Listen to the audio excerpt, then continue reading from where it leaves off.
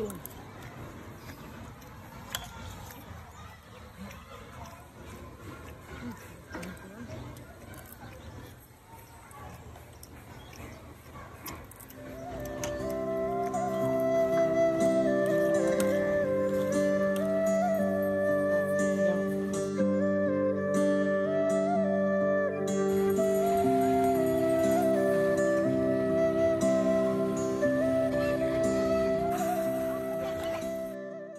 Daripada Tanjung Dawai ke Pantai Merdeka. Sebelum ni kami biasa buat video aku kami tak ingat. Rasa macam biasa dah buat.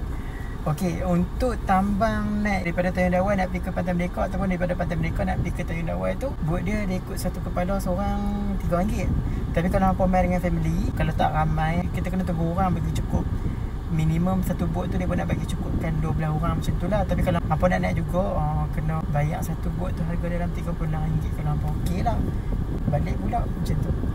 Okay, so okey lah sekali-sekali dah. Kami pun lama dah tak naik bot tu saja. Ajak Mok dengan nak makan lah. Hai. Okey Mok, macam mana naik bot tadi? Okey lah Mok? Okey. Best, tenang lah. Lepas tu sampai-sampai dekat Pantai Merdeka tadi tu kami makan. Ada banyak kedai lah macam-macam orang duk lepak sebab hari ni kan hari cuti persekolahan kan ni. Budak ni pun cuti sekolah ni. Jadi kan best kan kan? Ramai lah orang yang berkunjung ke Pantai Merdeka tu dengan Tanjung Dawai. Tapi Pantai Merdeka lagi ramai lah sebab dekat sana lagi meriah lah, banyak kedai. Ayat pantai dia boleh mandi. Macam dekat sini hampa nak beli barang-barang kering kat Tanjung Dawai boleh. Macam belacan, udang kering, ikan bilis, ikan talang, ikan kering, ikan lama masam semua ada kat sini. Mai je singgah, memang puas hati lah jalan. Banyak macam-macam ada. Inilah kami kongsikan sampai sedikit kat tempat tinggal kami ni dekat Tanjung Dawai. Okay, ni kami singgah mai dekat Nissan. Dekat sini nak beli belacan. Sini antara kedai top jugalah. Selain pada kedai Haja City ni, apa boleh pergi dekat kedai Cikgu Fauzi pun banyak juga. Dia macam ni juga, lebih kurang macam ni.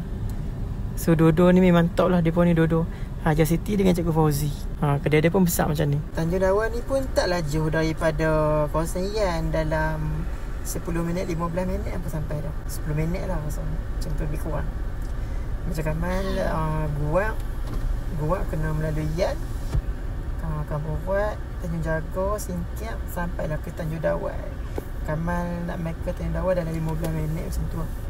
Tak jauh sangat pun. Tanjung Dawai ni antara tempat best lah kalau hampa main jalan-jalan kat kawasan-kawasan daerah raya ni.